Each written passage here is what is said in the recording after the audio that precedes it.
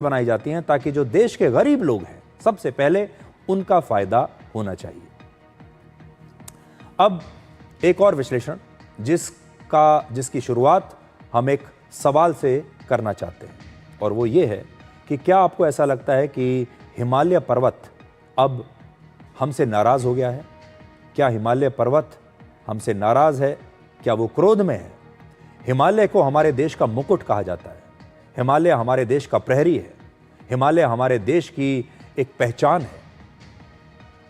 लेकिन आज हिमालय पर्वत लोगों पर अपना क्रोध निकाल रहा है और ऐसा लगता है जैसे हिमालय पर्वत जख्मी हो गया है।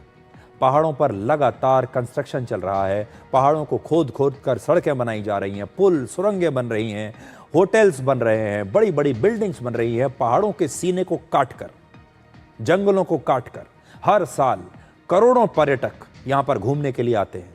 अवैध खनन हो रहा है, पेड़ों की दिन रात कटाई हो रही है।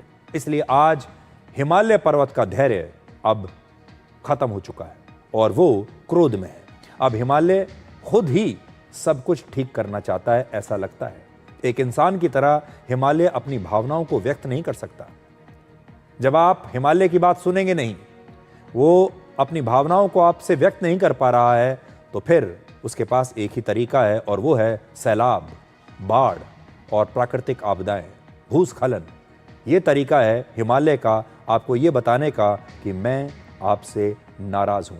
और आपने देखा होगा कि हिमालय पर्वत के आसपास जो हमारे पहाड़ी इलाके हैं, उत्तराखंड, हिमाचल प्रदेश, जम्मू कश्मीर, पंजाब जैसे जो इलाके हैं, जो राज्य हैं, वहां पर लगातार तेज बारिश हो रही है, भूस्खलन हो रहा है, बादल फट रहे हैं, पहाड़ टूट टूट कर गिर रहे हैं।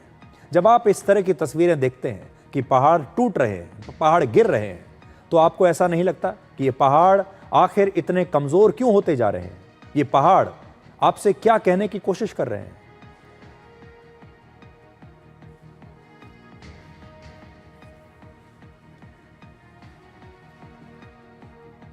पिछले कुछ दिनों से हिमालय के आसपास के 3 राज्य खास तौर पर उत्तराखंड, हिमाचल प्रदेश और जम्मू कश्मीर में लगातार बाढ़ आ रही है और प्राकृतिक आपदाएं आ रही हैं।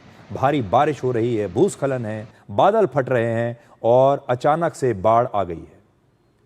इन घटनाओं से लोगों की मौत हो रही है, सड़कें टूट गई हैं, बड़े बड़े पुल ध्वस्त हो गए हैं, हजारों मकान और दुकानें पानी के सैलाब में बह चुके हैं। हिमालय के इस गुस्से का असर यहां तक कि पंजाब तक पहुंच रहा है, क्योंकि पंजाब में बहने वाली सतलज, ब्यास और रावी जैसी नदियों में बाढ़ आ गई है। ये सभी नदियां हिमालय से ही निकलती हैं और ऐसा दावा किया जा रहा है कि 37 वर्षों के बाद पहली बार पंजाब में इतनी जबरदस्त और भयानक बाढ़ आई है। आज हिमालय के गुस्से के सामने हमारा पूरा सिस्टम और यहां रहने वाले लोग बिल्कुल लाचार हैं। पहाड़ों में जब आप घूमने जाते हैं तो सोशल मीडिया पर तस्वीरें पोस्ट करते हैं, रील्स बनाते हैं, वीडियोस बनाते हैं, पहाड़ों पर शानदार सुबह या शानदार शाम ऐसा लिखते हैं। आपका हैशटैग होता है पीस, हैप्पी, काम।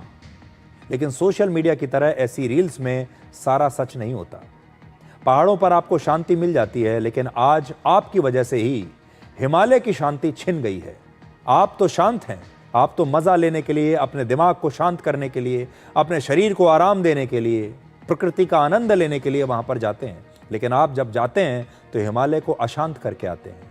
हिमाचल प्रदेश के शिमला जैसे हिल स्टेशन पर पिछले साल 26 लाख से ज्यादा पर्यटक घूमने के लिए आए थे, जबकि शिमला की अपनी जनसंख्या सिर्फ 9 लाख है। वहां की जनसंख्या से करीब 3 गुना ज्यादा पर्यटक वहां पर पहुंच गए। हिमाचल प्रदेश के कुल्लू में भी पिछले साल 35 लाख से ज्यादा लोग घूमने के लिए गए, जबकि कुल्लू की अपनी जनसंख्या सिर्फ 5 लाख है और कुल्लू में तो यहां की आबादी से 7 गुना ज्यादा लोग पहुंच गए। जैसे आप अपने घर में लगातार आने वाले मेहमानों से कई बार परेशान हो जाते हैं। आपके घर में जगह नहीं है लेकिन मेहमान बड़ी संख्या में आते जा रहे हैं, तो आप परेशान होते हैं। वैसे ही ये हिमालय के पर्वत आज पर्यटकों से परेशान हो चुके हैं। हिमालय पर्वत आपसे कह रहा है, अब कुछ समय के लिए मुझे अकेला छोड़ दो, अब मेरे पास मत आओ।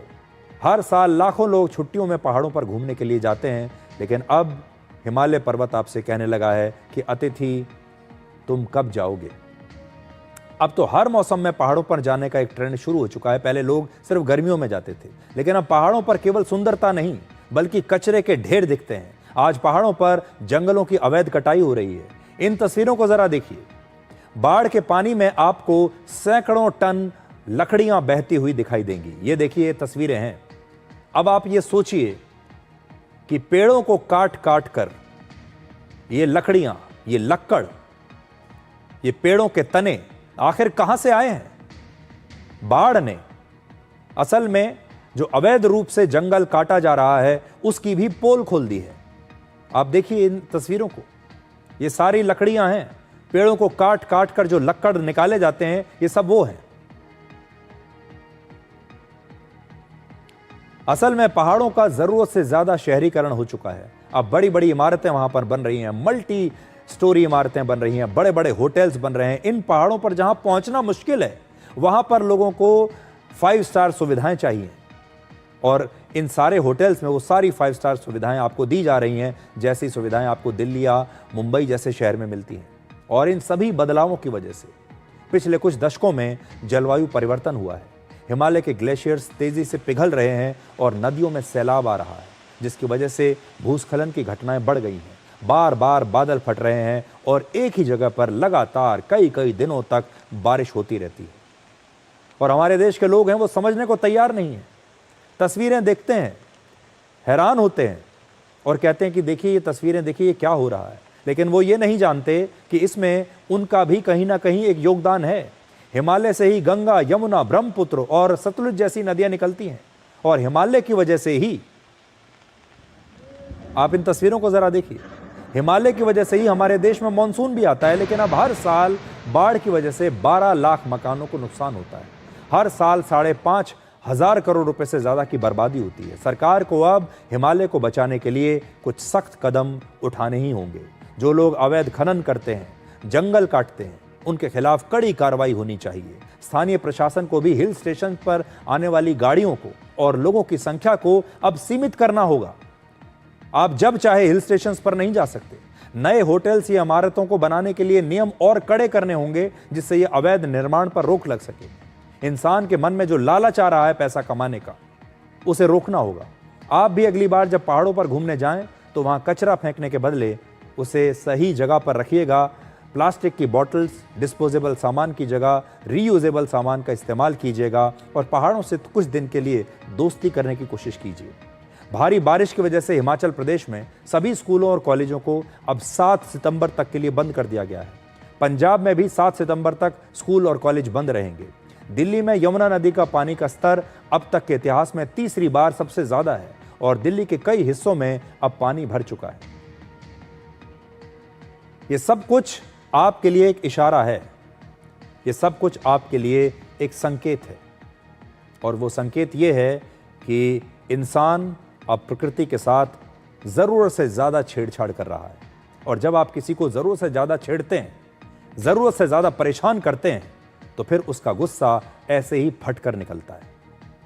अब एक छोटा सा ब्रेक के बाद आपको दिखाएंगे कि क्यों आपके दिमाग के लिए भी एक ब्रेक ज़रूरी है, और आखिरी बार आपने अपने दिमाग को ब्रेक कब दिया था, ये सवाल मैं आपसे इस ब्रेक के बाद पूछूंगा।